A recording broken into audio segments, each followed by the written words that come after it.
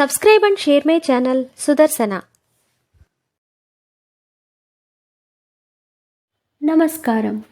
శ్రీదేవి భాగవతం కథలను తెలుసుకుందాం. శ్రీమాత్రే నమః. శ్రీ గురుభ్యో నమః. శ్రీమద్దేవి భాగవతము 6వ స్కందము. వృత్రాసురుడు వధింపబడుట. బ్రహ్మహత్యా భయముతో ఇంద్రుడు మానస సరోవరమున దాగుకొనుట. వ్యాసుడు చెప్తున్నాడు, రాజా, వృత్రాసురుని జీవనలీల సమాప్తమయ్యింది. కానీ వృత్రుని చంపిన హత్యాభయముతో ఇంద్రుడు మిగుల వ్యాకులతకు లోనై అమరావతిని చేరాడు. మునుల మనస్సులలో కూడా భయము వ్యాపించి ఉంది. ఈ శత్రువును చంపుటకు మనము మిక్కిలి నీచకార్యాన్ని చేశాము. మనము నిశ్చితముగానే అతనిని వంచాము. మన వంచనకు లోనయ్యి అతడు మరణించాడు. మనము నేడు ఈ ఇంద్రుని సాంగత్యము వలన పాపమునకు లోనైతిమి. ముని అను శబ్దము నిరర్థకమయ్యను. నేడు మనము కూడా విశ్వాసఘాతకులమయ్యాము.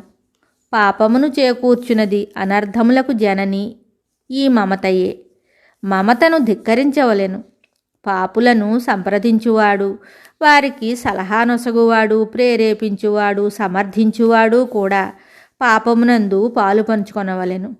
ధర్మ అర్థ కామమోక్షములను పదార్థములందు ధర్మమోక్షములను రెండే సారవంతములు, ఇవి కూడా నశించెను అని ఆలోచించసాగారు. భారత, ఇంద్రుడు నా పుత్రుడగు వృత్రాసురుని సంహరించెను అని అప్రియమైన ఆ వార్తను విని త్వష్ట రోదించెను. దుఃఖముతో అతని హృదయము సంతప్తమయ్యాను. అతడు మాటి మాటికిని దుఃఖమును పొందుచుండెను.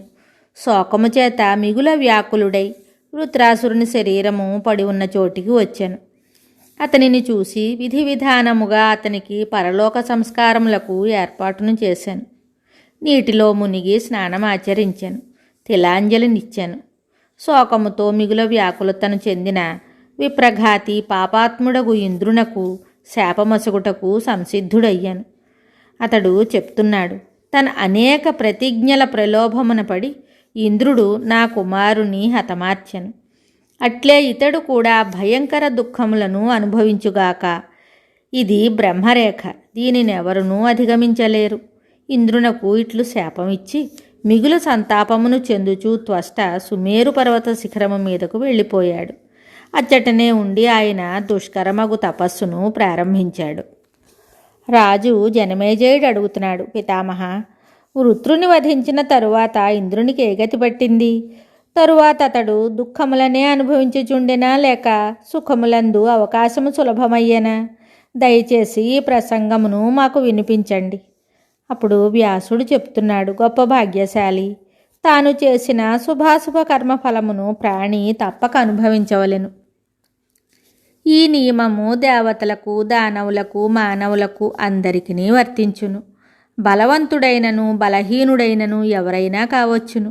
ఏ చిన్న పెద్ద కార్యము చేసినను దాని ఫలమును అనుభవించుట సర్వదా అనివార్యమగును. మంచిగానున్నప్పుడు అందరును తనవారగుదురు. దైవము ప్రతికూలించినప్పుడు ఎవరునూ మనకు సహాయకులు కారు. దుర్భాగ్యము ప్రాప్తించినప్పుడు తల్లిదండ్రులు, సోదరులు, భార్య, సేవకులు, మిత్రులు, పుత్రులు, వీరిలో ఎవరి ద్వారా కూడా ఏ సహాయమును లభించదు. కర్తయే పాపపుణ్య ఫలములను అనుభవించవలెను. సర్వదా సిద్ధమగును. వృత్రుడు సంహరింపబడగా అందరూ తమ తమ నిలయములకు వెళ్ళిపోయారు. అప్పుడు ఇంద్రుని తేజస్సు మిగుల క్షీణించి ఉంది. ఈ ఇంద్రుడు బ్రహ్మఘాతి అని దేవతలందరూ అతనిని నిందిస్తూ ఉన్నారు. ప్రతిజ్ఞతో సత్యవచనములతో కట్టుబడి కూడా తనకు నమ్మకస్తుడై మిత్రుడైన మనుష్యుని ప్రాణహరణమునకు ఉద్యమించువాడు ఎవడు ఉండును? ఈ మాటలు దేవతల సమూహములందు, దివ్య ఉపవనములందు, గంధర్వ గోష్ఠియందు సర్వత్రా విస్తృతముగా వ్యాపించి ఉండెను. వృత్రుని వధించవలనను కోరికతో ఇంద్రుడు ఈ దుష్కర్మకు పాల్పడినని అందరూ చెప్పుకొనసాగారు. మిగతా కథ తరువాయి భాగంలో తెలుసుకుందాము. శుభం. శ్రీదేవి భాగవతం తరువాయి భాగంలో మళ్ళీ కలుద్దాం. నమస్కారం. Subscribe and share my channel Sudarshana.